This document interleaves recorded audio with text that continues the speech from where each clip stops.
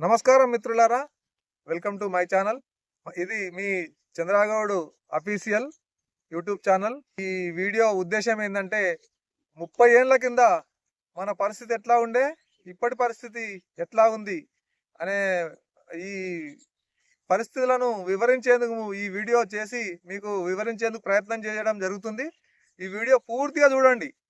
పాత తరం బాధలేంటి, ఇప్పుడున్న కొత్త తరము ఇప్పుడు నడుస్తున్న పద్ధతి ఏంటిది, ఈ వ్యవసాయానికి సంబంధించింది మన జీవితాల మీద ఆధారపడిన ప్రతి అంశం మీద ఈ వీడియో ఉంటుంది. ఖచ్చితంగా వీడియోని చూడండి, లైక్ చేయండి, షేర్ చేయండి, సబ్స్క్రైబ్ చేసుకోండి, మా వీడియోలను ఆదరించండి. ముఖ్యంగా మా వీడియోలు చూస్తున్న అందరికీ ధన్యవాదాలు. ఇక ఆలస్యం చేయకుండా వీడియోలోకి వెళ్ళిపోదాం పదండి. 190 జీవితాలు దేని మీద ఆధారపడి బతుకుతున్నాయో మీకు తెలుసు. దేని మీద ఆధారపడి బతుకుతున్నాయి? వ్యవసాయమే దానికి మూలాధారం. 30 సంవత్సరాల క్రితం సిద్దిపేట జిల్లా పరిసర ప్రాంతాల జిల్లాలలో ఇది పరిస్థితి. నీటి కొరతే ప్రధాన సమస్య. బోర్లు ఎండిపోయేవి, ఎన్ని బోర్లు వేసినా నీళ్లు పడేవి కావు. వర్షం పడితేనే పంట, లేదంటే కడుపుమంటే. అసలు ఏం మిగిలేది కాదు. వేసిన బోర్లకు అప్పులు, వాటికి మిత్తిలు అసలు కట్టలేక దుబాయ్ వలసలు, చెట్టెడిసిన పక్షుల్లాగా బ్రతుకులు, అప్పులు తీరక భూములు అమ్మకం, బాధలను భరించలేక తనువు చాలించిన రైతన్నలు. ఇలాంటి ఘటనలు కోకొల్లలు. ఈ సందర్భంలోనే సాగునీరు, తాగునీరు కోసం ఆలోచన అప్పటి సీఎం వైఎస్ రాజశేఖర రెడ్డి దేవాదుల సృజల స్రవంతి పేరుతో ఎత్తిపోతల ద్వారా నీళ్లు అందించాలని ఆలోచించడం, మన ప్రాంత మంత్రి గారు, అంచనాల కమిటీ మెంబర్ అయిన దివంగత ఎమ్మెల్యే చెరుకు ముత్యం రెడ్డి మల్లన్న సాగర్కు డిజైన్ చేయించడం, అంతలోనే వైఎస్ చనిపోవడం, తర్వాత పరిణామాలు తారుమారై తెలంగాణ ఉద్యమం ఉవ్వెత్తున ఎగిసిపడడం, కేసీఆర్ గారి పోరాట ఫలితం తెలంగాణ ఆవిర్భావం అయిన తర్వాత తెలంగాణ ప్రాంతంలోని బాధలు తెలిసిన మన ప్రాంతవాసి ముఖ్యమంత్రి కావడం, తదుపరి సాగునీరు, తాగునీరు ఇంటింటికి పంట పొలాలకు అందించాలనే లక్ష్యం పెట్టుకొని కాళేశ్వరం ఎత్తిపోతల పథకం ద్వారా అంచెలంచెలుగా నీటిని ఎత్తిపోయడం ద్వారా రైతన్నల కళ్ళలో సంతోషాన్ని నింపేందుకు మల్లన్న సాగర్ 2015లో నిర్మాణం చేపట్టారు. పునాది రాయి అయితే వేశారు, కానీ ఇది అంత సులభంగా ముందుకు సాగలేదు. భూసేకరణలో అడ్డంకులు, రైతుల ధర్నాలు, నిరసనలు, ప్రతిపక్షాల నిరసనలు, పోలీసు లాఠీ చార్జీల మధ్య దీర్ఘకాలిక నీటి భద్రత కోసం ఈ ప్రాజెక్టు ముందుకు సాగింది.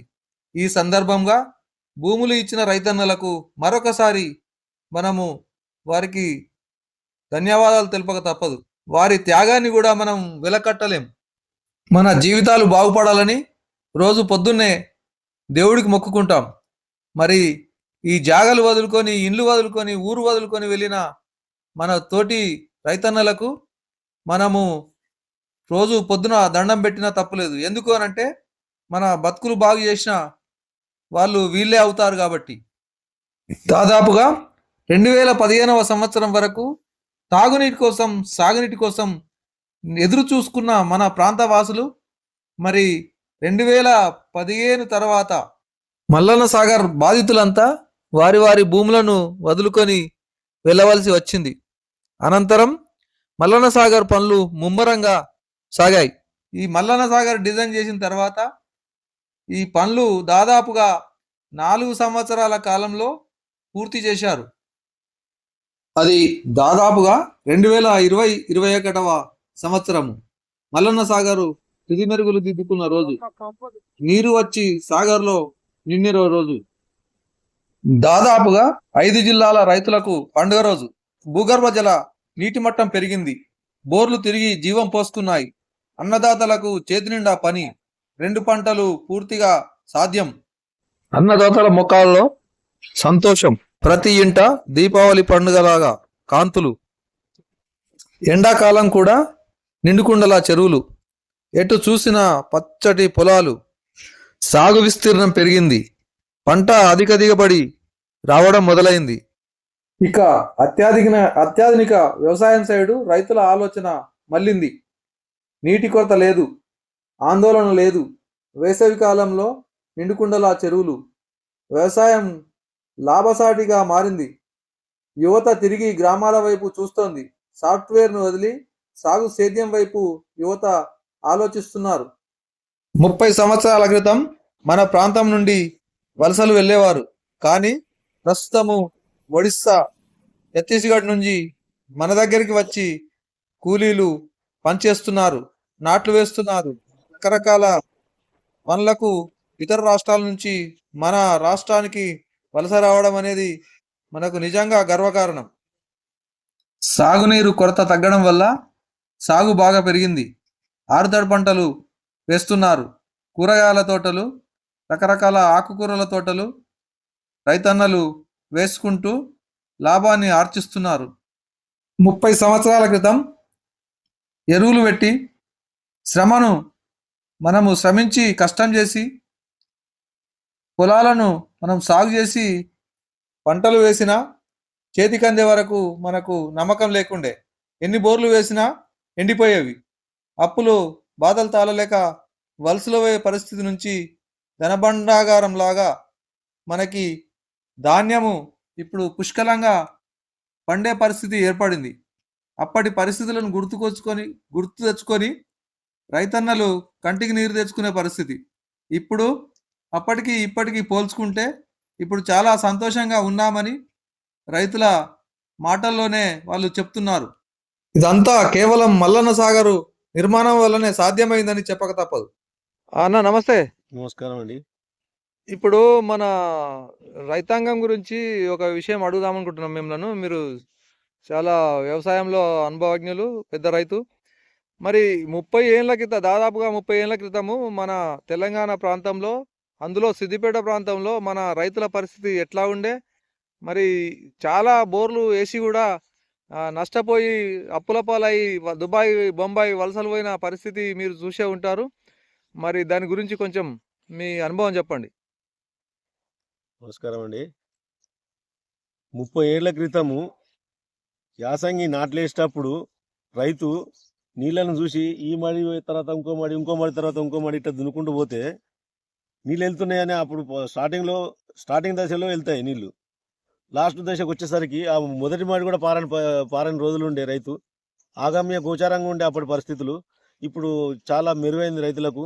ఈ ప్రాజెక్టుల వల్ల చాలా భూగర్భ జలాలు ఇంప్రూవ్ అయ్యి అప్పుడు పంట వేసింది 4 మడ్లు వేస్తే అంటే ఇప్పుడు అప్పుడున్న పరిస్థితుల్లో మోటార్లు కొట్టేది, యాతాలు పోసేది.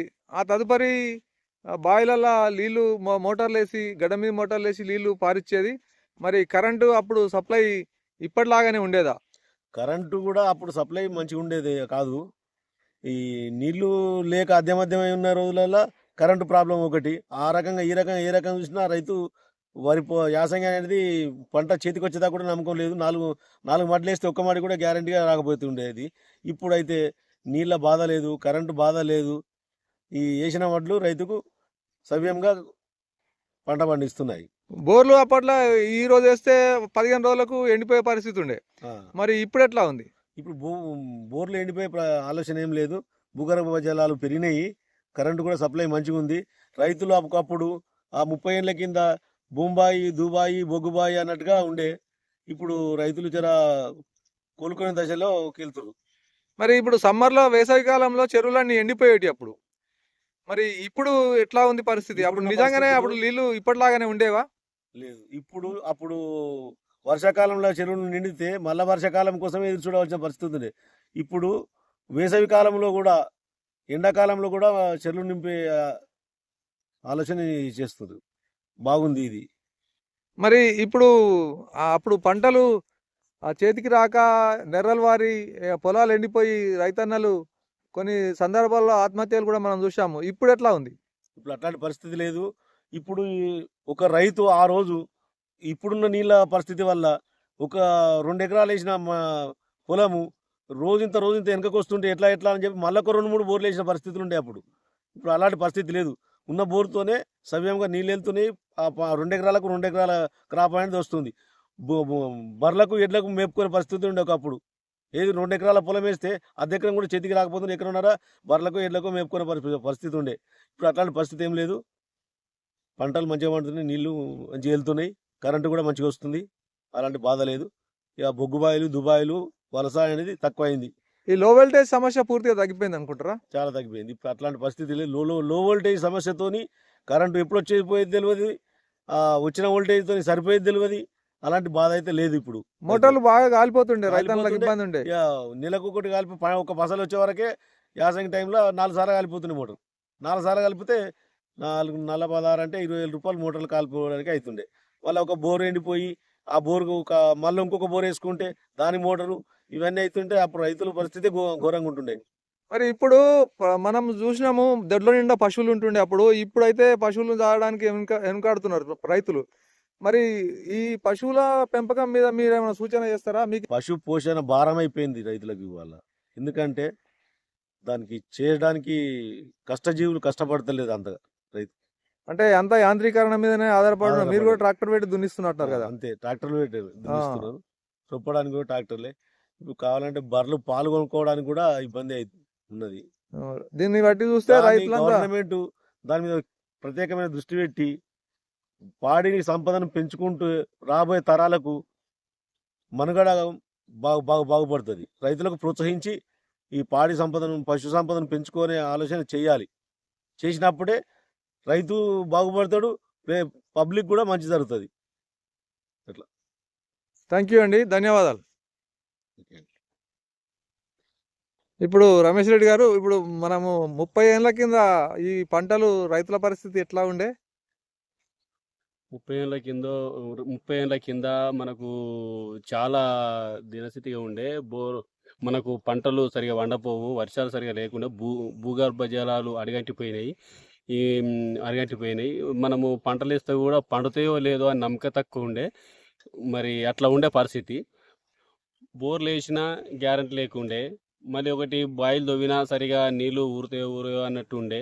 ఇప్పుడు కరెంటు చక్కగా లేకుండే, కరెంటు చక్కగా రాకుండే. మళ్ళీ అప్పుడు మోటార్లు కాలిపోతుండే. చాలా పరిస్థితులు ఘోరంగా ఉండే, మోటార్లు కాలిపోతుండే. ఇప్పుడు పరిస్థితి ఎట్లా ఉంది? ఇప్పుడు పరిస్థితి చాలా బాగుంది. ఇప్పుడు భూగర్భ జలాలు ఉన్నది, మళ్ళీ బోర్లలో వాటర్ వస్తున్నాయి, బాయిలలో కూడా వాటర్ ఉంటున్నాయి.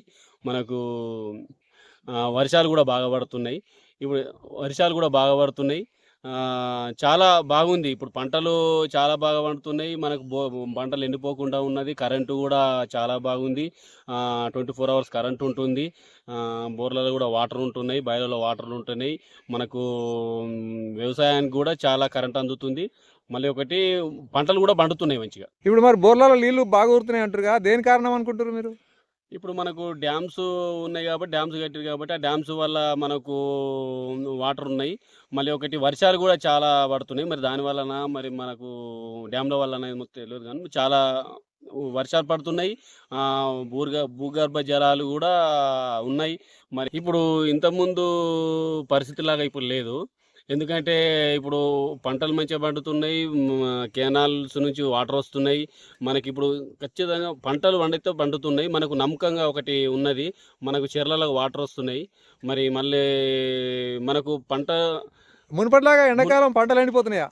మునుపట్లాగా పంటలు ఎండిపోవడం లేదు, ఖచ్చితంగా పంటలు పండుతున్నాయి. చాలా ఇప్పుడైతే మాకు ఆనందంగా ఉంది. పంటల వల్ల మాకు అనుకున్నట్టు రిజల్ట్ ఉన్నది, పంటలు పండుతున్నాయి మంచిగా. 30 ఏళ్ళకి ఇప్పటికి చాలా తేడా అయిందంటారు. 30 ఏళ్ళకి ఇప్పటికి చాలా తేడా ఉంది. 10-12 ఏళ్ళకి మనకు వాటర్ సోర్స్ బాగా పెరిగింది, పంటలు కూడా బాగా పండుతున్నాయి. మనకు హెక్టర్స్లో కూడా పంటలు కూడా బాగా వేస్తుర్రు. మనకు అన్ని విధాల పంటలు పండుతున్నాయి, పంటలు వేస్తుండ్రు. మరి చాలా బాగుంది, 100% బాగుంది, మంచి రిజల్ట్ ఉంది. ఓకే, మనకి వానలు పడుతున్నాయి. మళ్ళీ మనకి డ్యాముల వల్ల మనకు భూగర్భ జలాలు పెరిగినాయి. 100% ఇది చాలా బాగుంది. ఓకే, ఇది సంతోషంగా ఉంది. అప్పుడు బోర్లు వేసి బాగా ఎండిపోతుండే కదా, పంటకు 2 బోర్లు 3 బోర్లు వేస్తున్నారు రైతులు. ఇప్పుడు అట్లాంటి పరిస్థితి ఉందా? ఇప్పుడు అప్పుడు పరిస్థితులు ఎట్లా అంటే సరిగా వానలు లేక చాలా బోర్లు ఎండిపోయేది, బావిలలో నీళ్ళు లేకుండేది, వలసలు పోతుండే. దుబాయ్ కానీ బొంబాయి కానీ అట్లాంటి వలసలు పోతుండే. వలసలు దినస్థితిగా ఉండే. ఇప్పుడు అట్లా ఈ 30 ఏళ్ళ కొలి 30 ఏళ్ళప్పుడు ఇప్పుడు ఈ 10 ఏళ్ళ కొలి ఇప్పుడు వలసలు లేవు, వలసలు తగ్గినాయి. మంచి వ్యవసాయం చేసుకుంటుండ్రు. చాలా సంతోషంగా ఉన్నారు. రైతులు సంతోషంగా ఉన్నారు. సంతోషంగా వ్యవసాయం చేసుకుంటున్నారు. ఆ పాత బోర్లు ఊరుతున్నాయి, పాత బాయిలు ఊరుతున్నాయి. ఇప్పుడు మళ్ళీ పూడిక తీసుకుంటుండ్రు. మంచి పూడిక తీసుకుంటున్నారు.